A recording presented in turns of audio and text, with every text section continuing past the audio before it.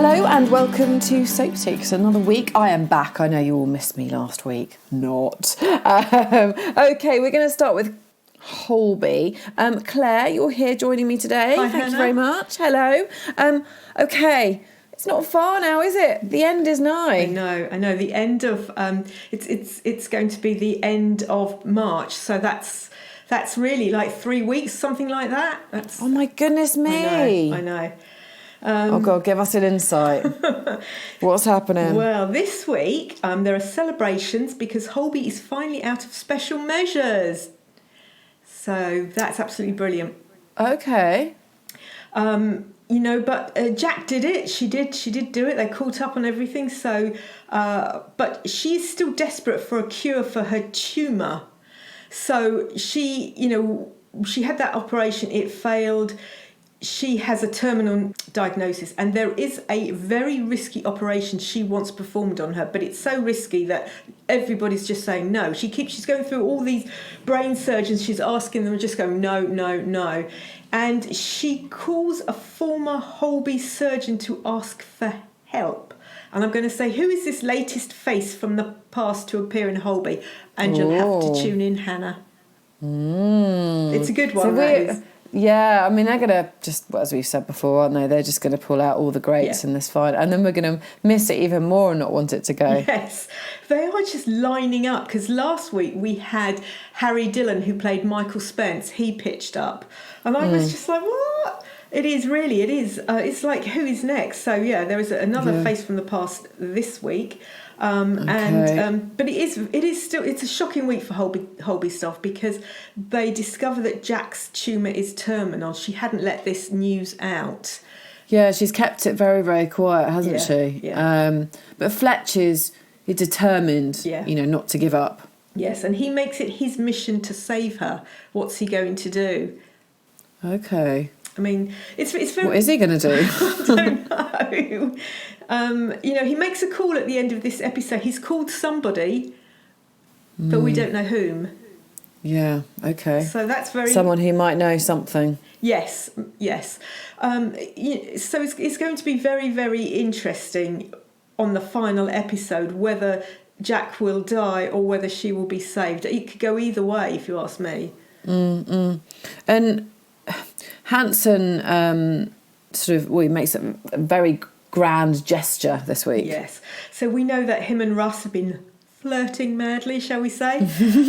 And they've had their ups and downs, more of their downs at the moment because Russ's daughter Billy put Hanson in an impossible position when she asked him not to tell her dad that she was pregnant, and then of course all that came out and Russ got very upset, which is understandable, isn't it? So Billy's struggling. She's struggling with a newborn baby. She's a 16-year-old girl, and Russ is brilliant. He stepped straight up to the plate on that one, but he's been a bit of an over cautious dad, and he's doing all sorts of things. And Billy wants to move to Leeds to be closer to her Russ's former partner, her other dad, his family. She wants to move up to Leeds and to stay there. I think they've got. I think she's missing some female guidance because it's just her and Russ. And while he's a doctor, he's not. He's not gynae. So so she just wants some female guidance. All the stuff that you need. You need a mum, don't you? Sometimes. You sometimes need someone to bounce it off, don't you? And she, it's not there. Yeah. So,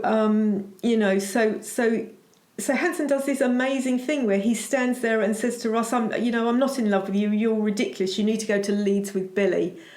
So, I mean, is this at the, we've got another 3 or 4 weeks of Holby.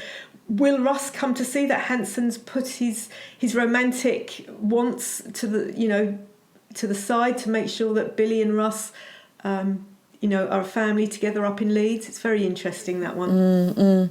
And it's not the only thing going on because Madge needs to try and redeem herself. Yes, because we all know she's the mole, and yes, and Hanson fired her. So So we saw her have some home life problems.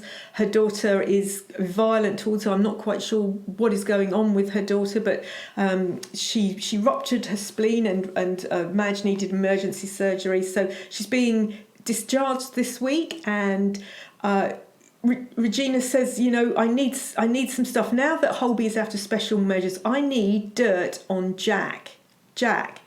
So. And then she lets it out that actually, she doesn't really care about the special measures. I think Regina has got into bed with some dodgy people, and really it's all about money. But you knew that, Hannah. Yeah, I knew that anyway. It's always money. It's always money at the bottom of these things. The Holby site could make a lot. Yeah. Oh gosh. Hang on a minute. Is this where this is going? This is where it's going to end. It's going to get sold. It can't. Sold to developers. But it can't, because what's going to happen to Casualty? Casualty would have to move to another hospital in the local area. Because, it's that's very topical, because there's lots of A&Es that are closing. Yes. Maybe it could move to St James and they could just transplant all of the Casualty staff over there. Yeah, maybe that's what needs to happen. Yeah, I like our thinking. Now, talking of Casualty, let's move on to Casualty. Yeah. Just one episode this week, because we had a double last week, and it's at a new time of 8:35. Yes, I didn't want you to miss it because it has been going out at 9:30, but of course it's now at 8:35, Hannah, because you can watch Killing Eve at 9:15. Yeah, excellent. A whole evening of TV. I like it. Get those children to bed early. Now, this episode really focuses on Matthew and his PTSD. Yes, this is a brilliant episode. It is quite hard watching. So we know Matthew has PTSD. We've seen him having nightmares, and he was thrashing around. Stevie stayed over, and he was thrashing around in a nightmare in bed, and he accidentally hit her. He threw his arm out and whacked her one on the back. And you know what Stevie's like. She wasn't best pleased with that, was she? So no, not at all. Absolutely not. No, I mean it's a really difficult one, because PTSD doesn't go anywhere. It needs to be treated, and it takes time. So there's always trigger points. He has loads of trigger points because he's a doctor in the emergency department. Yeah. So this is the week we discover what happened to him in Africa when he worked for an aid charity, and it's not easy viewing. Oh wow, tell us. Yeah. So the day is an anniversary of what actually happened when we start. So he's already upset and on edge. And he has two patients coming to the ED trigger memories, and we see Matthew coming in and out of his memories, leading him to freeze in difficult procedures, which is shocking, really. He really does need help. So we see him in an aid convoy, and they come across another convoy which has been hit by a mine on the road, and he goes in to help. Try and save these people, but all of them are dead apart from one woman. And then as he's saving them, this other woman and his other colleague, the militia come round and fire guns into the aid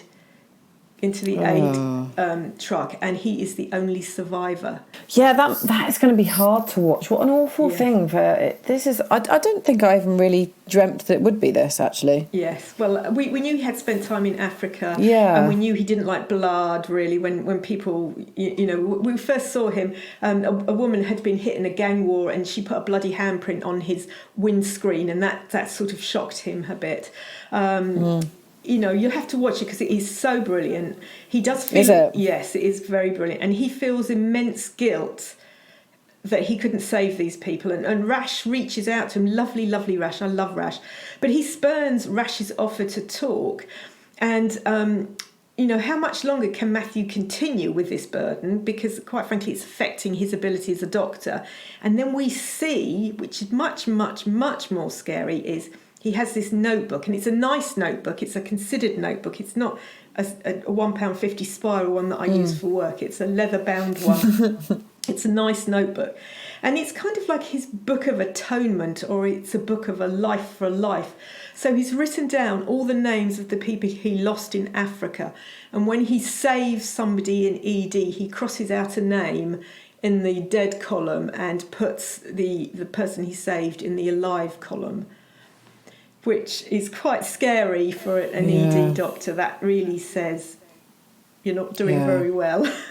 No, that is really unhealthy. And the worst career he could be in, isn't it? Like you say, trigger points at every corner. Yes. And he can't save everybody. This is, it's very sad. Stevie shouts this at him, because you're in the emergency department, and sometimes patients are medically overcome, and it's not possible, despite his best efforts and all our best wishes. Yeah, absolutely. And so that, that obviously focuses, the episode focuses really around that, but it's not the only thing, because we see the first argument, don't we, between Marty and his new partner, Addie. Yes. So this is lovely. So, we know Addie's the social worker, and he was smiling at Marty, and they're sort of getting together slowly, Hannah. It's really nice. And It's very sweet. It is.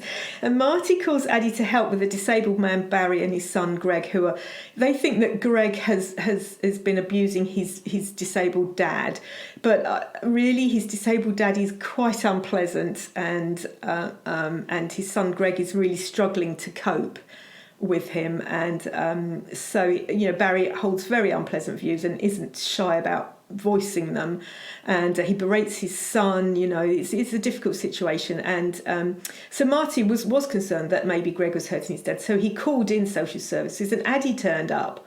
And when Ethan disagrees with Addie, whose side will Marty take?